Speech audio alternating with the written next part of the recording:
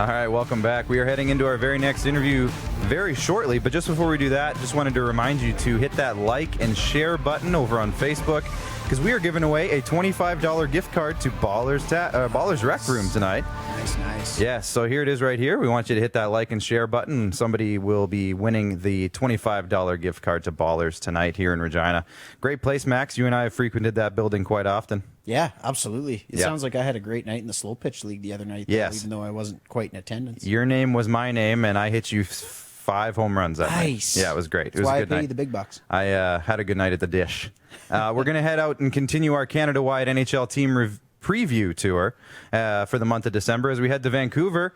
We're heading to the West Coast to home of some of the world's finest jogging paths. And we're joined now by Andrew Walker of Sportsnet 650. We won't get into that, Andrew, but how you doing tonight? Oh, I just got it now. I'm doing well, boys. How are you? How are you doing? Not too bad. Thanks for joining us. We're going to dive into the Canucks here, Andrew, and we're just going to look into their offseason a little bit, get your thoughts on how they're looking going into what we hope is a season. We're just waiting to hear a little bit more on that. But in terms of a little bit of a team preview, Ryan, we're just going to throw that graphic up really fast for us all to just kind of check out the Canucks team preview. Just give us 1 second here. It's coming in. Just before we get to that, there it is. So we're looking at some additions, some subtractions. Their record last year, 36, 27, and 6 with 78 points. They currently are listed as having $0 in cap space on Cap Friendly. But that's because they've added guys such as Braden Holtby, Nate Schmidt, Jace Hawryluk obviously is a minor addition, but and then Jake Virtanen. But they've lost Jacob Markstrom, Tyler Toffoli, Troy Stetcher, Josh Levo, like Tanev, like some big pieces on that roster. Yeah. They're coming back with top scorer JT Miller, who's an easy fan favorite. Automatically, he was a fan favorite. Everyone loved him from the moment they traded for him last year at the draft. I say that very facetiously. And then, obviously, Yanni Yermo was their first pick in the 3rd round of the draft. So they didn't have a first pick in the first couple rounds. So, Andrew, you look at that list. You see some subtractions, some additions. What would you say right now is the biggest impactful one in terms of either one of those names that you saw? Well, I mean, listen, worst case scenario, the biggest impact is going to be the loss of Jacob Markstrom. And we have yet to see, right? Like with the gains that this team made last year, and the season was cut short and they were right there on the playoff cut line. Maybe they would have made it, maybe they wouldn't have. But he was their MVP last year. There's no doubt about it. So if Jacob Markstrom was the biggest, most important piece, bar none, then we might see that reflected in the record. Even though, listen, I like Braden Holtby, and people here were going crazy about Thatcher Demko late in that Vegas series. Looks to be a pretty good young goaltender. So if those guys can hold, the Canucks' head above water in the crease and give you comparable goaltending to Markstrom, then the biggest piece becomes Nate Schmidt. And I think out of all the names that came in and all the names that came out, that is the biggest upgrade on any position. I know people freak out that they lost Tyler Toffoli to Montreal, and I would have liked to seen him stay too. But this was a team that scored a ton of goals in the regular season, and they did so without Tyler Toffoli, and he was a real nice fit with this club. But whenever he was healthy, Brock Besser wasn't healthy. It's one of the reasons they went and got him. And then he was banged up in the playoffs, and they basically went 2.5, 3 rounds deep without him. So I'm not as freaked out over losing Toffoli like everybody else is. So, the big derailment could definitely be no Markstrom, but if the goaltending's fine, then I think the biggest addition is Schmidt. Fantastic. And Andrew, maybe just returning to that crease a little bit, how do you see the platoon maybe breaking down between Demko and the addition of Holtby? Do you see it maybe, I don't know if we're in for an 82-game season or not, but maybe a percentage breakdown? Does it look to be a 70-30 split, 60-40? What do you think Demko's capable of? And do you think Holtby is just meant to be there as kind of a, stopgap?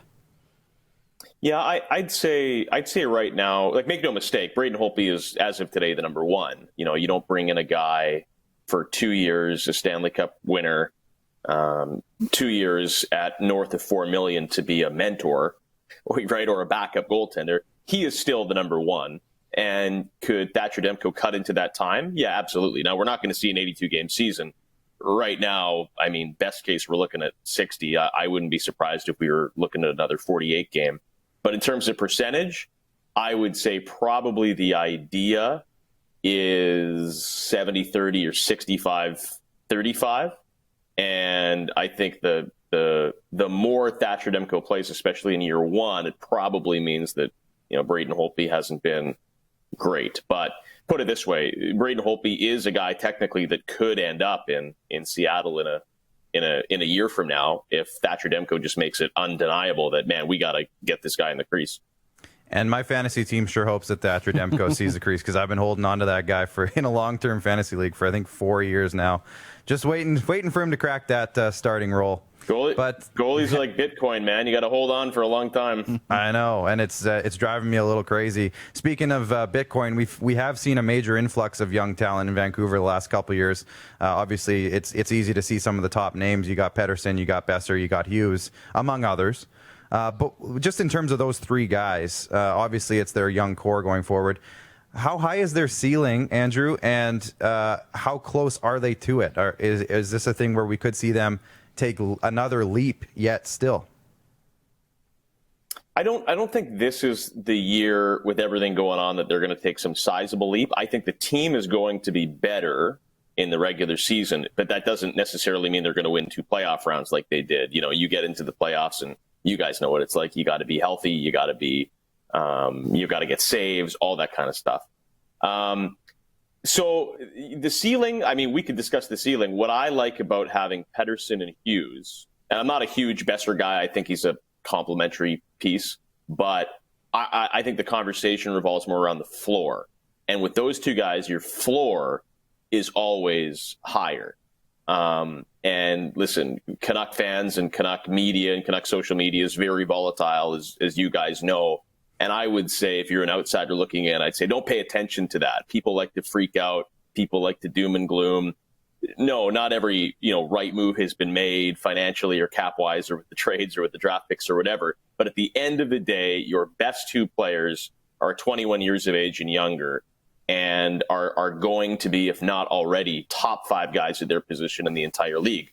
So, I mean, listen, we can go through a bunch of supporting casts year over year over year. The floor of this team is always going to be high with those 2 guys. And then you throw in the Demkos and the Bessers and the Horvats, and hey, Nate Schmidt now too. Those are all nice pieces. Yeah, and you mentioned it earlier, Andrew, too, right? 2 21-year-olds at kind of the forefront of the team as we see it. But looking to the future now, the prospect cupboard has been full in Vancouver, obviously, the last few years. Quite a few names that we kind of look at on a weekly basis here as far as Canucks outsiders. But who's probably, at least in Vancouver, the most highly touted guy, the one that fans are waiting on, and then maybe additionally a lesser known name that isn't really on the top of Craig Button's TSN most excited to watch for prospects? Maybe just give us a couple of those names, highest touted, and additionally maybe a dark horse. Yeah, and it's tricky, right? Because people say, the Canucks prospects are now a little thin, but they've also had a ton of recent graduates, right? Like Adam Gaudette's a full-time guy, and Zach McEwen and Thatcher Demko and Pedersen and Hughes. At those guys' age, a lot of organizations, they're still playing in the minors, right? So, but you look at right now in terms of highly touted. I mean, they have a couple guys. They have Podkolzin, who is not playing a lot, not scoring a lot in Russia, but a lot of people are excited about him to kind of be the Zach Hyman, TJ Oshie type of complimentary forward when he gets here. I think a lot of his ice time is just due to the fact that he's not signing a KHL extension. Tough to get that ice time, but he's going to captain Russia at the World Juniors this Christmas. I think we'll get a good look there. People are most excited about Nils Hoglander. That was their 2nd round pick the year they took Podkolzin. Always easy to get excited about a guy that puts up the points and looks flashy and has a nice YouTube selection, right? So we can overrate that too. There's a lot of guys that put up a lot of points in a lot of leagues, but in the next few years, Hoglander is viewed as trying to be, or going to be a guy that gets a crack in the top 6. Now, in terms of under the radar, so Cole Lind was a 2nd round pick a number of years ago for this team. Didn't have a great first couple of years pro. we forget that, right? Like, we, in this like instant coffee social media age, we expect the kid to get drafted and then just explode, and then we want to label people a bust so fast. So Cole Lind, I think, is progressing in a way that nobody talks about him, but I wouldn't be surprised if Cole Lind eventually in the next few years starts to get NHL games. And I do know they're super, super high and excited to draft the kid they just drafted, Yermo, in the 3rd round. That's good to hear. And Cole Lind is 22. He's on his last year of his entry-level deal, so we'll see how that all shakes down and how they want to kind of go about using him. Another guy who's on his last year of his entry-level deal, and just you talking about some of the names you just did, but you didn't mention this guy. He's kind of hovering on non-prospect status at this point, Olli Juolevi, 5th overall pick from a few years back now. Where is he? Is he kind of floating in purgatory, or is he going to end up having a good role in this team? Well, unless he blows it, he's going to be on the team this year. He's going to play bottom pairing minutes. Like, he's going to get a shot. And it's amazing because the guy has played a total of 0 regular season games as a top 5 pick. And you go back through draft over draft over draft, and he's pretty much the only guy in that category. Part of it is overdrafted for sure. Like, he's not going to be an elite guy. And then part of it is injuries. He's had a lot of bad luck with injuries. And yeah, it's still a daily topic of conversation because they took him over Matthew Tkachuk, and how would this team look with Matthew Tkachuk on it? So he's not completely washed. It's just recalibrating expectations. He's going to play this year. He's going to get games. And a 5'6" guy, if he can be steady or show any type of ceiling on a minimum level rookie salary, it could help the team for sure. But yeah, I would say in terms of overall how they view their D, they would trade him before they would trade Jack Rathbone. They would trade him before they would trade the kid they just drafted in Yermo. He is further down. They would probably trade him before they would trade Jet Wu, who is still a ways away. I know played some junior in Saskatchewan there. So yeah, they're not. I wouldn't say they're excited about Juolevi, but this is the big year for him. We're going to see him play finally. Yeah, it's boomer bust time for Olli. And you said Matthew Tkachuk, also Clayton Keller, also Alex Nylander, also Mikhail Sergachev, and Tyson Jost, yeah. Charlie McAvoy. Yeah, I could go down the list. One of the rare misses. Yeah, the only thing. Yeah, the only thing with discussions like that is some of those names who are good NHL players, that was never an option. Like, you would have never taken Tyson Jost at 5, even though, in retrospect, it looks like a better pick. Juolevi, that's where he was supposed to go, between there and certainly top 10, right? Yeah. Oh, absolutely. Revisionist history is always fun when it comes to redrafting drafts. Oh, yeah.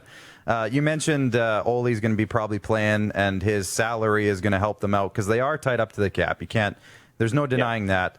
And you mentioned them earlier, and let's just get into it a little bit deeper if you don't mind. But one of the cap casualties, of course, was Tyler Toffoli, who took a payday in Montreal. And, a lot gets talked about, Andrew, about the guys who are on the roster who are maybe overpaid. And it depends who you ask. But guys like, of course, the Sutters, the Beagles, the Russells, you don't have to look too far down the list to kind of see where they're playing and how much they get paid. So can this team realistically compete with those types of guys on the roster, or are they going to have to shed those guys, or what are they going to have to do to get out of that situation moving forward?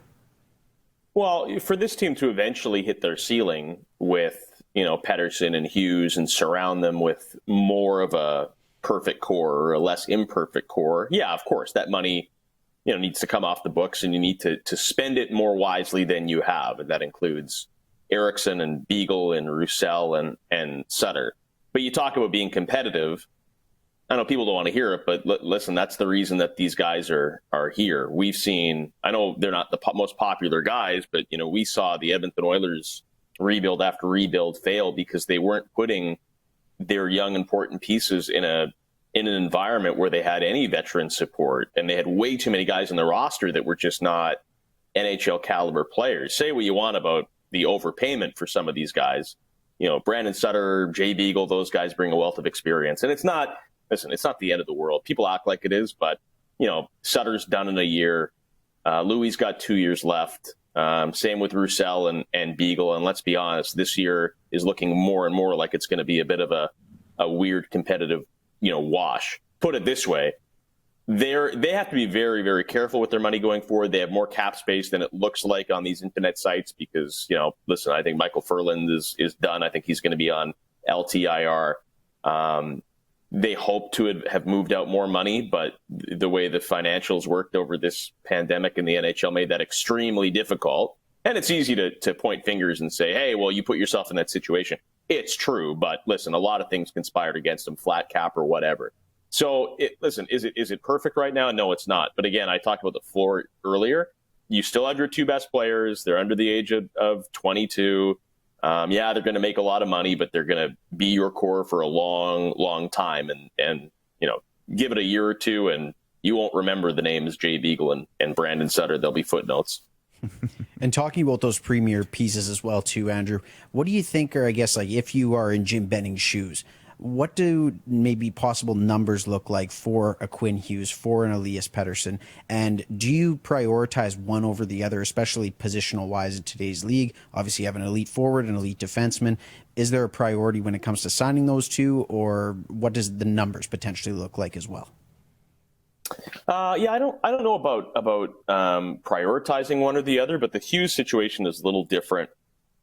Simply because when they called him up, when they signed him to his sheet, and we're talking about service time, so he is in the specific group where you can't be offer sheeted. So technically, you don't want to lowball him, but the Canucks do have the leverage there. They don't have to worry about a Sergachev type of offer sheet or something like that. So if one guy were to sign more of a bridge deal, it would be probably Quinn Hughes. Now, when it comes to Pedersen, it's going to be a big number. There's no doubt. We're probably looking at double digits. That's kind of, I really think this guy is going to be a top 5, if not already, like a top 5, certainly in his age demographic, center in the National Hockey League. So, you don't sweat about paying those guys. You'd like to do things a little bit better than Toronto in the sense of, hey, do you have to give them every single penny that they ask for? Every little bit of savings is good. But for Pedersen, the big number for me is just 8 years. Make sure you get him at that max term. Absolutely. We've heard a couple of things going on in the offseason, and you got a little bit of Twitter heat over a trade suggestion that you made with the Arizona Coyotes. What's going on right now? The NHL is kind of at a stalemate. That's obvious. But is there still anything going on? Is there still people talking in Vancouver about an Ekman-Larsson type of trade? I know Brock Besser's name has been thrown around a ton. I know that might have been hypothetical more than anything. But in terms of going into next season, are they pretty much done? Or is there still some wiggle room that they might have in terms of flexibility? Well, the move, the Ekman-Larsson type move, that's what Nate Schmidt was. Nate Schmidt is the biggest name that you'll see come in here this offseason, along with Braden Holtby. They're not throwing around a lot of money. There's a lot of uncertainty for Canucks ownership, financially, but that goes for almost every team in the NHL. It's less about the cap and more about real dollars. I mean, people look at the cap number and be like, oh, they couldn't bring in someone if they want to. I don't believe that's accurate at all. They're going to get a little more clarity on the Michael Furland situation. And if we get a little bit more information in the sense of, hey, eventually this year there's going to be a vaccine or you're going to see some fans in the stands, I guess it wouldn't surprise me to see the Canucks make another play for a top 6 forward. Right now, they could totally afford to sign Mike Hoffman or a Granlund on a 1-year deal. It's not like they're like, oh, we wish we could do it, but we just don't have the cap space. They could do it if they wanted. Right now, they're just choosing not to do it financially, I think, as a lot of guys are. But yeah, listen, you're not going to see a big time trade or Ekman-Larsson revisited or a Matt Dumba or Brock Besser moving out or anything like that. And the name Brock Besser gets moved out. There's this idea that every time we bring him up in a trade rumor, a trade proposal, we're trying to run him out of town. But that's just how this works, right? You have the Canucks are divided into two categories of players right now. Players that you would never dream of trading, right? The Pedersens, the Quinn Hugheses of the world, the Bo Horvats, he's your captain. and the guys that you'd love to trade, but no one would trade you for them, right? The Brandon Sutters, the Jay Beagles. In the middle is one guy, Brock Besser. He's not untradeable, and he's a guy that other teams think has value. So, of course, naturally, guys like him, Adam Gaudette, whenever you float a trade proposal, those are the names that come up, right? And listen, I know fans get upset when you bring up their favorite player in a trade, but hey, if you're sitting at the pub with your buddies and you're talking about, majestic Canucks trades, you're bringing up the same names we are. So that's what happens. Go ahead, Max. I just got maybe a fun one for you as well, Andrew. So obviously the entire league rolled out these reverse retro jerseys. I don't know, the consensus generally around these parts is the Canucks might have missed on this. What do you think about going back to 2001 as opposed to maybe some of their iconic designs that they did roll out last year? But do you think they made the right call in terms of paying homage to the 2001 gradients? No, I think they're terrible. I think they're awful, ugly jerseys. I think they're one of the worst out there. But a couple things, all right, and I think Vancouver was not a team that would have jumped at this idea because last year was their 50th anniversary and they kind of nailed that one. Yeah. Let's be real. Well, they had kind of done this, right? Think of all the jerseys that we've seen the Canucks wear over the last couple of years and all the retros last year. They kind of went down this well, and if they had some amazing hidden design, they would have already used it. So I think they were forced into kind of come up with another one, and the end result is awful. But hey, listen, there's going to be some people that still buy them, and it's a revenue generator. I loved the idea from the NHL. We had a great time debating all those jerseys. I'm sure you guys did too. But yeah, the Canucks, I think they were in a tough position because they had nothing left. We've seen the Canucks have had literally more jerseys in their franchise history than, playoff runs, So it's that, man. The numbers don't lie. They add up. So yeah. I think they're terrible. I think they're absolutely terrible. I would never buy one, but hey, what are you going to do? I think of Dan Cloutier when I see those uniforms for some reason. Is there a name that maybe sticks out from that era that, again, just when you see those gradients from back in the day? Yeah, probably McGillney for me. Yeah. With kind of the weird salmon type of gradient. Although I don't think they ever did quite the green and blue. But yeah, that was that era for sure. Like Donald Brashear, was he in that? I want to say possibly. Yeah. Right around there. Yeah, he would have worn one of those, yeah. We got one more for you, Andrew. This is a hypothetical. Again, we've talked about it a couple times today, but who knows if a season's going to happen. But if it does, a lot of the talk, and I'm sure you guys have also talked about this quite a lot, is an all-Canadian division. So if that happens, when it happens, where do you see the Canucks finishing in an all-Canadian division this upcoming season, if it ever happens? I think they're in that murky middle. I think that there's a lot of teams that are close together. No team is going to, depending on how bad Ottawa is, take them out. But no team is going to win 8 of 10 against another team, right? If you have a winning record against a team, it's going to be 6-3-1. It's going to be 5-4-1, 5-5. So I don't think there's going to be a lot of separation. I think Toronto has proven they're probably the best regular season team. That doesn't mean they're going to win anything in the playoffs, but they put up the most wins consistently in that group. I would put Vancouver right now, neck and neck with Edmonton, neck and neck with Winnipeg. Calgary's interesting. I don't love Calgary, but Markstrom could carry them if he does what he does. I would put them better than Montreal, better than Ottawa. Not as good as Toronto. We'll say. Yeah, it's a cop-out answer. I'm gonna say right in the middle. I'm gonna say Toronto, Winnipeg, Edmonton, Vancouver, Calgary, Montreal, Ottawa. Okay. Nice. See that now in mine, I think I put Montreal right near the top. Yeah. So there's like you said though, really, there's probably 5 or 6 teams that could almost be. You could argue they could be almost anywhere on the list. Really. Oh yeah. A thing goes bad here and there, and everything's just thrown out of whack. So it's such an interesting topic, and that's why we keep talking about it. 100%. There's so much good debate around it. But, Andrew, that'll do it here for us today. Thanks for checking in with us, and hopefully we can do this again down the road. And have a great night. Thanks a ton, Andrew. Thanks, guys. Yeah, show looks great. Thank you. All right, thank you.